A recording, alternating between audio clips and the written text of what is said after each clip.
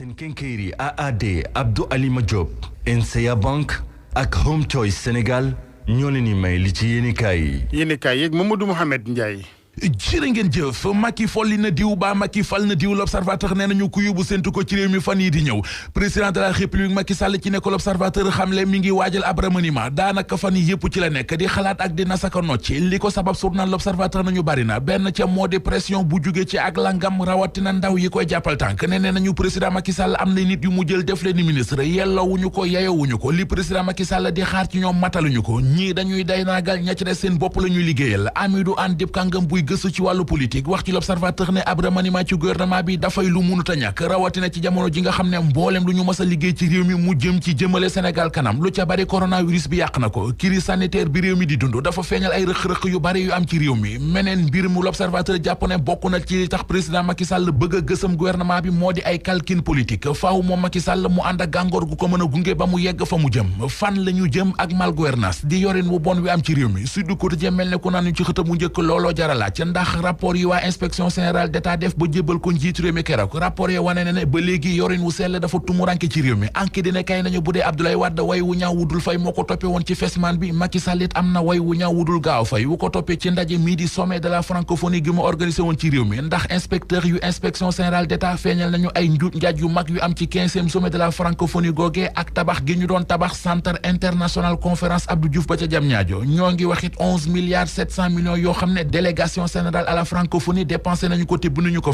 feneen fu rapport yi feeñal ay léexóor moo di ci mbirum l'homme des affaires bii di Richard Attias IGE wax nañu ni ñu ko enregistré ci lu xel nangul libération nañu kookee moom di Richard Attias li ñu ko defal fa la def mën a yam ndax rapport yi wax nañu ne jox nañu ko ndàmpaay lu duun ci marché boo xam ne kenn xamul fan la jaar marché fictif la l'observateur moom it xëy ci xëtam mu njëkk li mu tuddee yeneen i mbóot yu waa inspection générale d'État feeñal benn ca moo di ci ministère éducation nationale am na fay dossier appel d'offre yoo xam ne dañu leen a jaay bu nuppi détourné xaalis bi dugal ko ci compte secret ca entente ka Dakar ak ca UCG l'observateur nee nañu rapport yi wax nañu ñaari compte bancaire parallèle yu fa am ak juróom-ñetti liggéeykat yu fa nekk yoo xam ne retiré nañu ca compte ya 780 millions source waa ne ko ci diggante 2012 ak 2015 ci la loolee xewee ba tey ci wàllu mbalit mi ak jëf ju salte ja ci am ba feeñ ci rapport bi source waa nee nañu moo di ñetti camion mbalit yu ñu ne dañu ko luye te juróom fukki junni la ñu cay fay bés bu nekk di 350 000 francs CFA ak i véhicule de liaison yu ñu ne ñeen fukki junni la ñu koy luye bés bu nekk ñu daje ji ci les échos xooli fa xalaat bu Alioune Tine ci rapport yu IGE njiital Afrikajom Center di Alioune Tine li mu jàpp moo di IGE dañu ko war a gën a jox indépendance am ci réew mi ndax ci jamonoy Léopold Sédar Senghor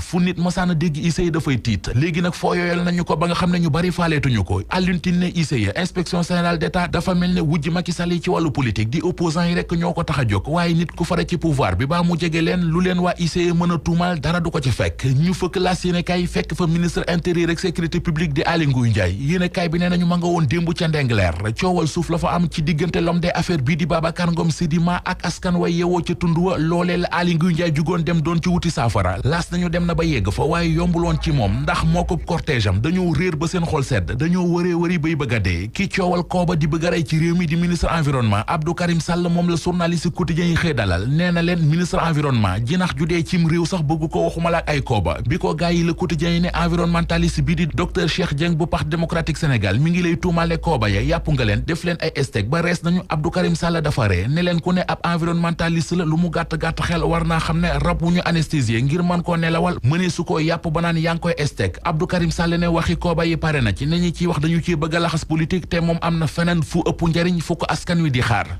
Savon de Marseille Alphé seen gamme Opalia seen kénkéeri AAD Abdou Alima Diop seen